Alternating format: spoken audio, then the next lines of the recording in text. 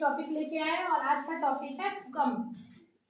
भूकंप क्या है? भूकंप एक प्राकृतिक आपदा है। क्या है? प्राकृतिक आपदा है और हम इससे बचाव के विषय में आज जानकारी प्राप्त करेंगे।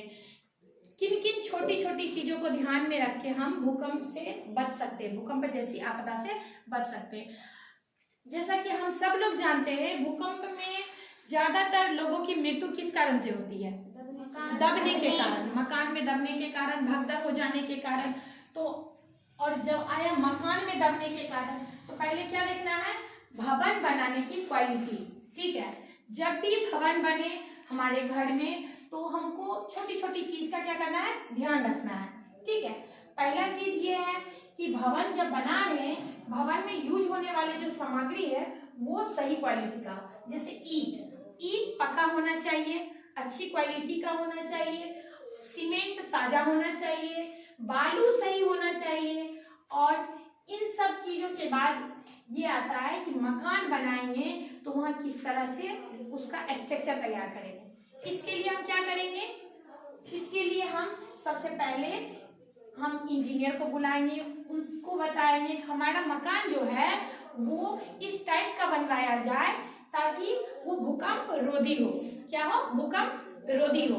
उसमें मतलब भूकंप के नॉर्मल झटके से कोई ज्यादा प्रभाव ना पड़े। ठीक है, तो इन सब चीजों का ध्यान रखना है। आपके घर में अगर मिस्त्री काम कर रहे हैं तो वहां भी ये ध्यान रखना है कि मसाला बन गया है तो वो मसाला जो है वो 1 घंटा के अंदर समाप्त हो जाना चाहिए। ये नहीं कि अभी 10 बजे मसाला बना, वही मसाला 3 बजे तक काम आए। ठीक है, तो ये सब चीज मकान के लिए हम ध्यान रखेंगे। और अगर मकान बन गया, मकान बन चुका है, अब मकान जब बन गया तो मकान में क्या क्या ध्यान रखना है? मकान बना तो हमको मकान के अंदर ये ध्यान रखना है कि भारी भारी जो सामान है ना उसको हम क्या करेंगे? तहखाने में रखेंगे या फिर उस जगह पे रखेंगे जहां से गिरने के बाद हम लोग को चोट लगने की संभावना क्या हो? कम हो। ठीक है, और जो रास्ता है हमारे मकान का वो क्लियर रखना चाहिए। ठीक है, अब जब मकान भी बन गया, मकान में सामान को भी एडजस्ट कर दिया, अब देखो क्या करना है। जैसे अभी मान लो ये स्कूल हमारा मकान है, ठीक है, ये मकान है और अभी भूकंप आ गया। भूकंप आ गया तो हम क्या करेंगे? क्योंकि हमारे यहाँ ग्राउंड बगल में है, हम क्या करेंगे? अभी तुरंत बाहर निकल जाएंगे बिना भगदड़ मचाए हुए। ठीक है, लेकिन अगर आप कहीं फ्लैट में हो, कहीं वहां पे फील्ड नहीं है तो क्या करना? उस टाइम भागना चाहिए? नहीं भागना चाहिए। क्या करना है?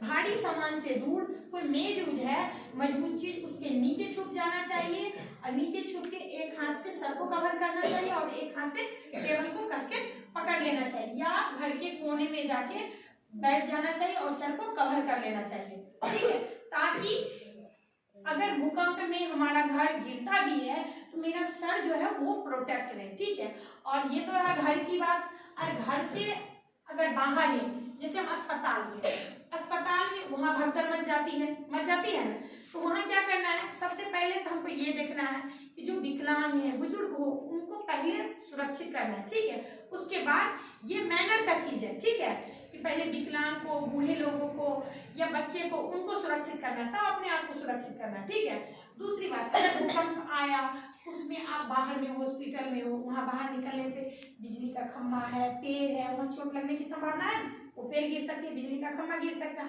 तो हमको तभी बाहर निकलना है जब बाहर में क्या है?